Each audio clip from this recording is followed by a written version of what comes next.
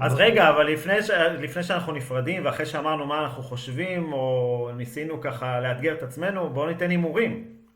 איפה זה נגמר? אני חושב שמכבי תל אביב תנצח את הקרב על זה על סעיף טכני.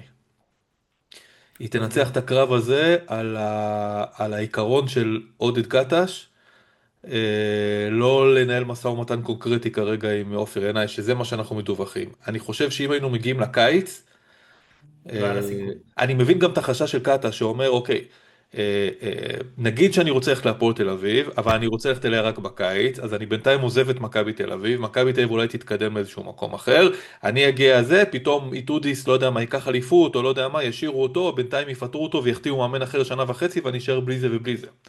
אני חושב שאם היינו עכשיו ביוני, ובסוף העונה, מתי שהעונה הזאת לא תסתיים, אם היא תסתיים, ויש עכשיו את ההצעות האלה, וזה עכשיו קונקרטי בכאן ועכשיו, הוא יכול, כמו במשא ומתן בקהיר, ללכת מחדר לחדר, ולדבר עם כולם, אני חושב שהסיכוי של הפועל תל אביב היה הרבה יותר טוב. עכשיו, מאחר שהקבוצה היחידה שמשחקת על חצי מגרש ריק, זו מכבי תל אביב, אם היא תצליח לפשל את המשא ומתן הזה, זה באמת הכישלון הניהולי הכי גדול בהיסטוריה של מועדון, שברוך השם נכשל ניהולית פעם אחר פעם. אני חושב דווקא בגלל שאין להם שום ברירה אחרת, אלא להגיד אמן ולהגיד כן, אני חושב שהם יגידו כן לכל בקשה של עודד קטש, גם כאלה שהם לא יעמדו בהם אחר כך, לגבי סגל שחקנים, ולכן אני מניח שהוא יישאר צהוב. לא בטוח בכלל שזאת ההחלטה הנכונה. אז אני מסכים איתך, אני חושב שהוא יישאר בסופו של דבר, גם בגלל שהם חייבים אותו, וגם מאוד, מאוד זווית, מבנה רגשי. אני לא מתיימר לנתח פסיכולוגית אנשים, אני בגיל 14 למדתי שאין דבר כזה סמל, כשמיקי ברקוביץ' סיים את הקריירה שלו בהפועל תל אביב. עכשיו קטש, הוא לא, אני לא אוהב את ההגדרה מכביסט, קטש הוא אימן כבר כבר היה בהפועל תל בהפועל אביב תל והפועל אביב, ירושלים. בוא.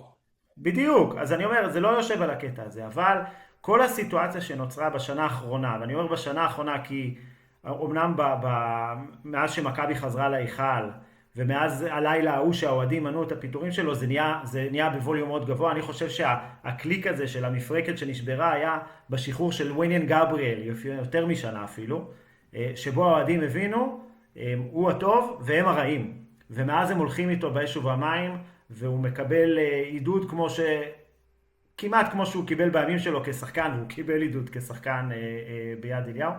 מכאן לעזוב זה בסדר, אני חושב שאפילו, אני רואה ברשתות, הרבה מאוד אוהדים של מכבי אומרים, לא מגיע לנו אותו, כאילו, הוא צריך משהו יותר טוב, אבל מפה ללכת להפועל תל אביב, אני לא בטוח שהוא בנוי לזה, במעבר ישיר לפחות.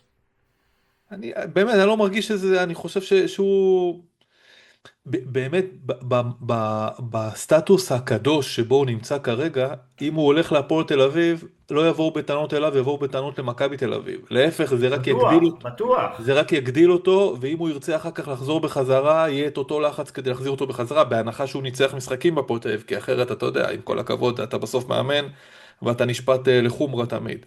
אז אני לא יודע, אני לא מכיר את עודד קטש ברמה הזאת, ואני לא יודע לשם זה הולך, אבל אני חושב שעשינו פה עבודה בשבילו, ושיתמודד, הוא וגיא הראל, מה, שיצאו לעבוד קצת, הרגו אותנו את כן, הדיסק. יאללה, די, מה? אפשר אנחנו ללכת, השקענו בזה יותר מהם. אפשר ללכת. עכשיו צריך ללכת. יאללה ביי. רגע. צ'או.